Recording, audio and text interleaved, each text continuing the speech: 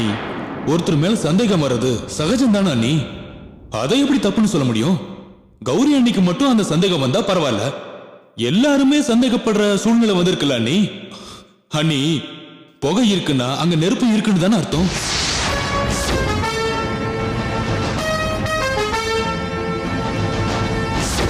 நந்து அண்ணன் மேல வீணா பழி சுமத்துறதுனால தனிப்பட்ட முறையில கௌரி அன்னைக்கு அவர் மேல என்ன விரோதம் இருக்க போகுது சொல்லுங்க பாப்போம்.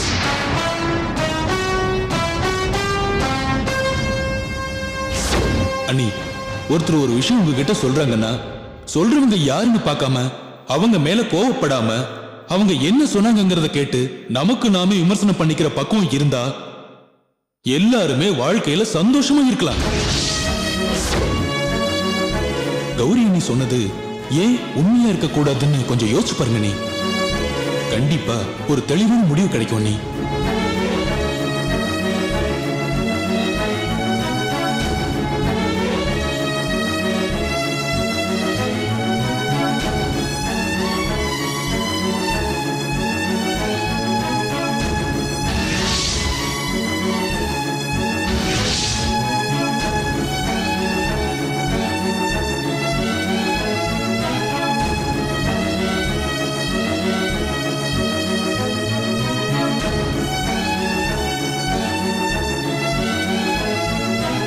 அம்மா,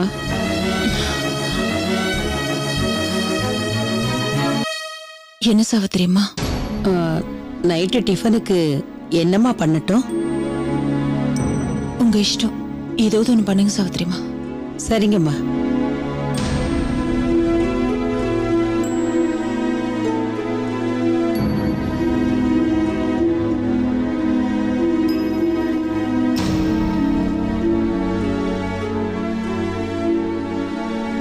அம்மா, கேக்குறேன்னு தப்பா நினைக்காதீங்க. சொல்லுங்க சாவித்திரி அம்மா. இல்ல, என்னம்மா ஆச்சு உங்களுக்கு? தினேஷ் சார் வந்துட்டு போனதுல இருந்து ஏதோ யோசனையிலே இருக்கீங்க. என்கிட்ட கூட சரியா முகம் கொடுத்து பேச மாட்டேங்கிறீங்க. என் மேல ஏதாவது வருத்தமாமா?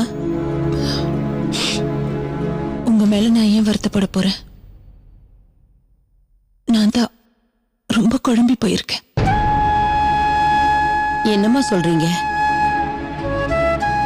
ஆமா சாவித்திரி அம்மா, யார நம்புறது யார நம்ப கூடாதுன்னு ஒண்ணுமே புரியல. என்ன சுத்தி என்ன நடக்குதுன்னு தெரியாம நான் ரொம்ப குழம்பி போயிருக்கேன் சாவித்திரி அம்மா. ஒன்னும் கவலைப்படாதீங்கம்மா. எப்படி சாவித்திரி அம்மா கவலைப்படாம இருக்க முடியும்? என்னை விட்டு ஒவ்வொருத்தரும் வெளியே போயிட்டே இருக்காங்க. கல்யாணத்துக்கு முன்னாடி நான், சக்தியத்தை, மாமி 3 பேர் மட்டும் தனியா வாழ்ந்தாலும் ஒரு சின்ன சந்தோஷம் இருந்தது. ஒருத்தருக்கு ஒருத்தர் துணையா இருந்தோம். கௌரி தூரத்துல இருந்தாலும் சந்தோஷமா வாழ்ந்துட்டு இருக்கான்னு ஒரு நிம்மதி இருந்துச்சு. விச்சு நான் சொன்ன ஒரு வார்த்தையை கூட மீறினதில்லை. ஆனா இப்போ எல்லாமே தலைகீழ மாறிடுச்சு. எல்லாரும் ஒண்ணா சேர்ந்து என் கழுத்துல தாலி கட்டினவரை கெட்டவர்னு சொல்றாங்க. ஏன் சாவித்திரிமா, இவங்க எல்லாரும் சேர்ந்து தானே நான் வேண்டான்னு சொன்னப்ப கூட கேட்காம பிடிவாதமா இவரை எனக்கு கல்யாணம் பண்ணி வச்சாங்க. ஆனா இப்போ இவர அவங்கெல்லாம் எதிரியா பாக்குறாங்க. எந்த சூழ்நிலையிலையும் எனக்கு ஆதரவா இருக்கக்கூடிய சக்தி அத்தைய இப்ப நினைவில்லாம இருக்காங்க. நான் என்ன பண்றதுன்னே தெரியல. இவர் என் கழுத்துல தாலி கட்டின நாள்ல இருந்து பொண்ணு மாத்தி ஒன்னா ஏதாவது ஒரு பிரச்சனை வந்துகிட்டே இருக்கு. என் தலையெழுத்து ஏன் தான் இப்படி இருக்கோ? இதெல்லாம் நான் யார்கிட்ட சொல்லி அழுதுன்னு கூட எனக்கு தெரியல. சின்ன வயசுல இருந்து ஒரு எறும்புக்கு கூட நான் துரோகம் நினைச்சதில்ல. ஆண்டவனை மட்டுமே முழுசா நம்புறவ. ஆனா அந்த ஆண்டவன் கண்ணீரை மட்டுமே எனக்கு பரிசு கொடுத்துட்டு இருக்கானே. அம்மா, எல்லாமே கூடிய சீக்கிரம் சரியாயிடும்மா. இல்ல சாவித்திரிமா, எதுவும் சரியாகிற மாதிரி தெரியல. நாளுக்கு நாள் பிரச்சனைங்க அதிகமாயிட்டே தான் போகுது. சாவித்திரிமா, நான் உங்களை ஒண்ணு கேக்குறேன். யார் என்ன வேணாலும் சொல்லிட்டு போட்டோம், இவரை பத்தி உங்களுக்கு மட்டும்தான் ரொம்ப வருஷமா தெரியும். உண்மையை சொல்லுங்க சாவித்திரிமா, இவர் நல்லவரா கெட்டவரா? சொல்லுங்க சாவித்திரிமா, ப்ளீஸ் சொல்லுங்க சாவித்திரிமா.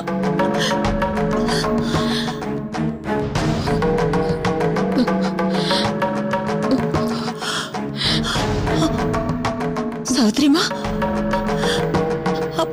அப்படின்னா அவங்கள சொல்ற மாதிரி இல்லம்மா, உங்க புருஷன் நல்லவர்தான்.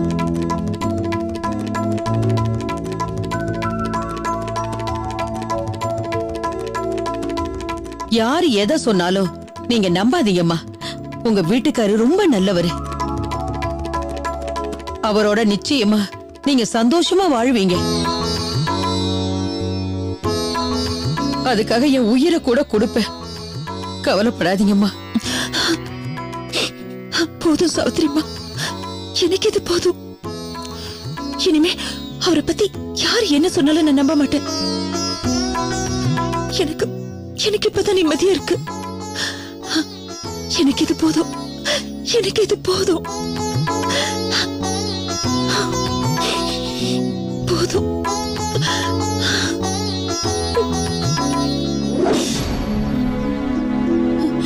என்ன நினைச்சிட்டு இருக்கீங்க நீங்க? உங்களை பார்க்கணும் பேசணும் எப்படி துடிச்சிட்டு இருக்கேன் தெரியுமா? போன்லயும் பேச முடியல, நேர்லயும் பார்க்க முடியல. 4 நாளா நான் எவ்வளவு தவிச்சு போயிட்டேன் தெரியுமா? நானே போன் பண்ணாலும் நீங்க அட்டன் பண்ண மாட்டேங்கிறீங்க. ஏன் போன் அட்டன் பண்ணல? ஏய் ரூபா, ப்ளீஸ். உன்னை பார்க்க முடியலையேன்னு நானும் துடிச்சுக்கிட்டு தான் இருந்தேன். ஆனா என்ன ஆனான்னு எழுதிட்டு இருக்கீங்க? நான் ராத்திரி பகலா உங்களையே நினைச்சிட்டு இருக்கேன். ஆனா நீங்க என்கிட்ட போன்ல கூட பேச மாட்டேங்கிறீங்க. அப்படி என்ன முக்கியமான வேலை உங்களுக்கு? அப்படிலாம் ஒண்ணும் இல்ல ரூபா.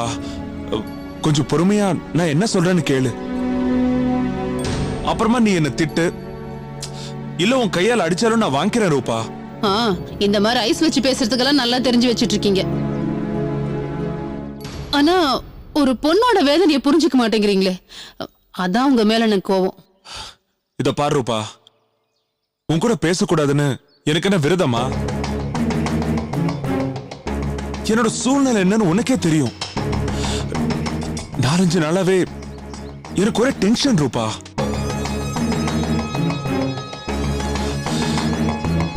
ஆமா ரூபா, அந்த நந்தினி இருக்காளே, அவள மாதிரி ஒரு பொம்பளைய நான் பார்த்ததே இல்ல.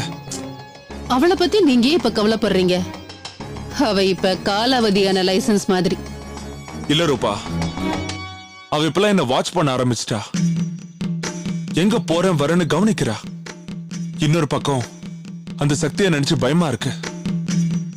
அது மட்டும் இல்லாம நீ சாகடிச்சியே அசிஸ்டன்ட் கமிஷனர் சத்யநாராயணன், அவன் உயிரோட இருக்கும்போது என் மேல பயங்கர டவுட்டோட இருந்தா.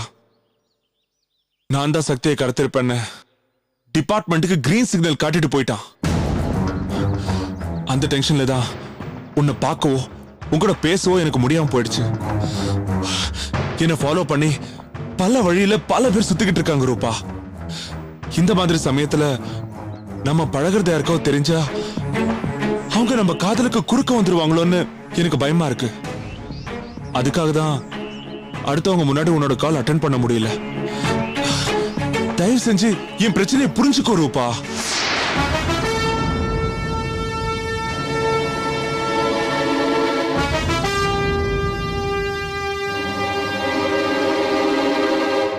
யோசிக்க ஆரம்பிச்சிட்டடா நந்து, இனிமே நீ தப்பிச்சிடுவ.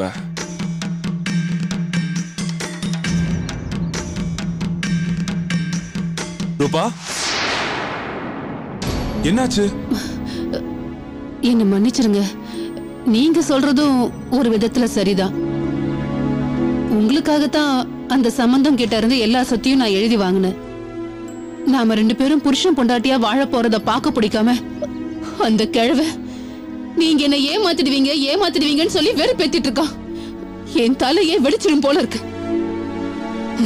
அவனை சாகடிக்கிறதுக்கு முன்னாடி உங்க கையால நான் தாலி கட்டிக்கிட்டு உங்க மனைவியா அவன் முன்னாடி போய் நிக்கணும்னு நான் வெறியில இருக்கேன். அதை நீங்க தயவு செஞ்சு புரிஞ்சுக்கோங்க. சொல்லுங்க, எப்ப என் கழுத்துல தாலி கட்ட போறீங்க? இத பாரு, நான் உன் கழுத்துல தாலி கட்டுறேன்னு சொல்லிட்டேன்ல, அப்புறம் எதுக்கு அந்த கிழவன் பேச்சை கேட்டு கோவப்படுற? அப்ப எதுக்காக காலத்தை கடத்தி என் பொறுமையை சோதிக்கிறீங்க? நான் என்ன பத்திரிக்கை அடிச்சு பந்தல் போட்டு 1000 பேர் முன்னாடியா நீங்க என் கழுத்துல தாலி கட்டணும்னு ஆசைப்படுறேன்? இல்லையே. நடக்க போற இந்த கல்யாணம் எந்த நிமிஷம் வேணாலும் நடக்கலாம். அதுக்கு தாலி மட்டும் இருந்தா போதும்.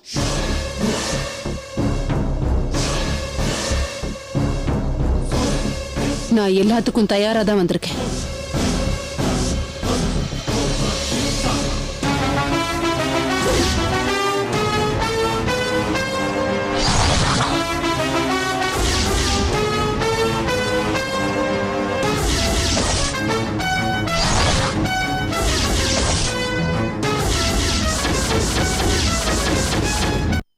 இந்தாங்க, இப்பவே இந்த நிமிஷமே கோவில்ல இந்த தெய்வத்தை சாட்சியா வச்சு என் கழுத்துல தாலி கட்டுங்க.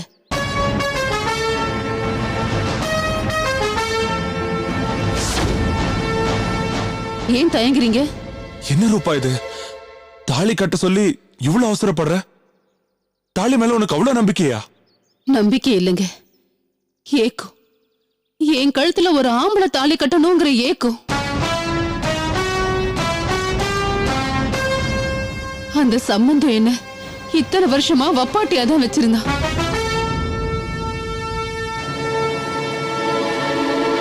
நானும் பணத்துக்காகவும் சொத்துக்காகவும் தான் அவன் கூட இருந்தேன். ஆனா குடும்பம் குழந்தைங்கன்னு வாழ்ற பொம்பளைங்களை பார்க்கும்போது நானும் இந்த மாதிரி ஒருத்தன் கையால தாலி கட்டிக்கிட்டு குடும்பம் நடத்த மாட்டோமான்னு ஏங்கி இருக்கேன். நானும் ஒரு பொண்ணு தானே. நீ பொண்ணாடி? உனக்கு இந்த ஆசை கூட இருக்கா? பிளீஸ் நந்து, என் மனசை புரிஞ்சுக்கோங்க. இந்தங்க, உங்க கையால என் கழுத்துல தாலி கட்டி உங்க மனைவி ஆக்கிக்கோங்க. நான் ஆசைப்பட்ட வாழ்க்கையை எனக்கு கொடுங்க பிளீஸ்.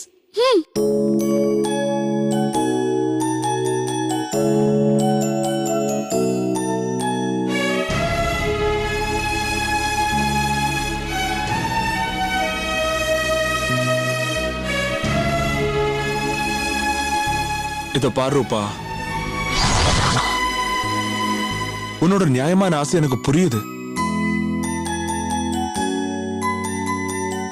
நீ என் மேல எவ்வளவு காதல் வச்சிருக்கியோ அதை விட 100 மடங்கு காதல் நான் உன் மேல வச்சிருக்கேன். உன்னோட காதலுக்கும் அழகுக்கும் நான் என்னைக்கும் அடிமையானவன். பாரு, கொஞ்சம் பொறுமையாரு. இன்னும் நாம செய்ய வேண்டிய கடமைகள் நிறைய இருக்கு. நீ தாலிக்காக தானே கவலைப்படுற, நான் தூக்கு கயத்துக்காக பயப்படுறேன்.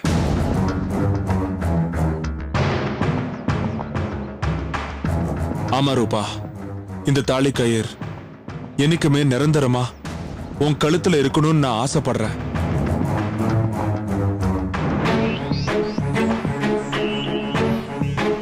முதல்ல நீ ப்ராமிஸ் பண்ண மாதிரி என்னோட யம அந்த சக்தியை நீ தீர்த்து கட்டணும். அதுக்கப்புறமா உன் கழுத்துல நீ கேட்காமலேயே நான் தாலி கட்டுவேன். இது சத்தியம் ரூபா.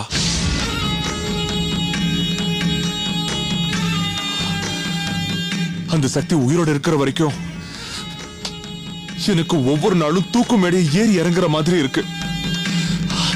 எந்த நேரத்திலயும் அவளுக்கு பழைய ஞாபகம் வந்துருமோ, என்னை காட்டி கொடுத்துருவாளோங்கிற மரண பயத்துல ஓடிக்கிட்டு இருக்கேன்.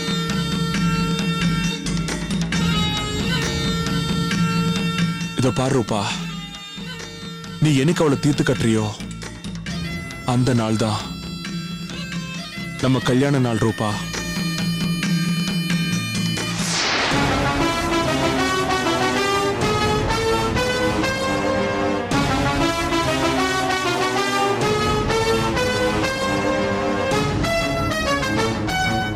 என் கழுத்துல தாலி கட்டுறதுக்கு அந்த சக்தி தான் தடையா இருக்கான்னா கூடிய சீக்கிரமே நீங்க அவளை பணமா பாப்பீங்க. அதுக்கு ஒரு முடிவு கட்டுறேன்.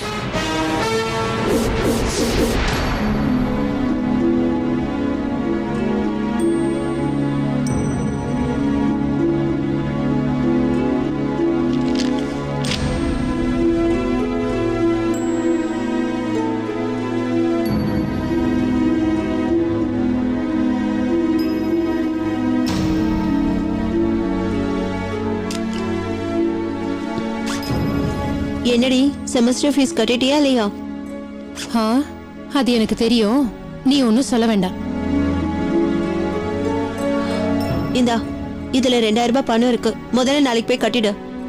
இந்த பாவப்பட்ட பணம் எனக்கு ஒண்ணு வேண்டாம். ஏய் சங்கீதா, இது பாவப்பட்ட பணமா நல்ல பணமாங்கிறது முக்கியம் இல்ல. ஆரம்பத்திலேயே நீயும் நானும் போட்ட ஒப்பந்தத்தை மறந்துடாத. நீ வேலைக்கும் போய்கிட்டு போஸ்டர்ல படிக்க போறதா சொன்னப்பவே படிப்பு செலவுக்கு நானும் பணம் தரதா சொல்லியிருந்தேன். பேசாம வாங்கிக்கோ. புடி. நீ குடுக்கற பணத்தை வச்சுதான் நான் படிக்கணும்னு எனக்கு அவசியம் கிடையாது. எப்படி பணம் கட்டணும்னு எனக்கு தெரியும். ஹே சங்கீதா, நீ என்ன சொல்ற? பிரியா, உன் பேச்சும் நீ போற வழி சரியில்லைன்னு எத்தனை முறை உனக்கு சொல்றது? நீ மாறுற மாதிரி தெரியல. இப்பெல்லாம் நீ பணம் தான் முக்கியம்னு நினைக்கிற. எப்ப பார்த்தாலும் பணம் பணம்னு அலையிற. இப்ப நான் சொல்றது எதுவுமே உனக்கு புரியாது. போக போக எல்லாத்தையும் நீயே புரிஞ்சுப்ப. நீ ரொம்ப நல்லவன் தெரிஞ்சுதான் நான் உன்கிட்ட ஃப்ரெண்டா பழகனேன். ஆனா நீ இப்ப நல்லவன் இல்லன்னு தெரிஞ்சு போச்சு. உன்கிட்ட பேசுறதும் பழகிறதும் எனக்கு சுத்தமா பிடிக்கல. நீ என்ன பத்தி சொல்றேன்னு நான் கவலைப்படல. நீ கவலைப்படலன்னா போ. நான் எந்த அளவுக்கு நல்லவளா இருக்கணும்னு நினைக்கிறேனோ அதே மாதிரிதான் என் கூட பழகினவங்களும் நல்லவங்களா இருக்கணும்னு நினைப்பேன். எங்க வீட்டுல உள்ளவங்க தப்பு பண்ணது பிடிக்காம தான் எல்லாரையும் உதறி தள்ளிட்டு நான் இப்போ இங்க தனியா வந்து இங்க தங்கி இருக்கேன். அது உனக்கே தெரியும். எப்படி வேணாலும் வாழணும்னு நினைக்கிற யாரையும் நான் ஏத்துக்க மாட்டேன். அதனாலதான் எங்க அம்மாவையும் எங்க அக்காவையும் விட்டுட்டு இந்த ஹாஸ்டல்ல வந்து நான் இருக்கேன். தயவு செஞ்சு இந்த பணத்தை எடுத்துட்டு போயிடு பிரியா.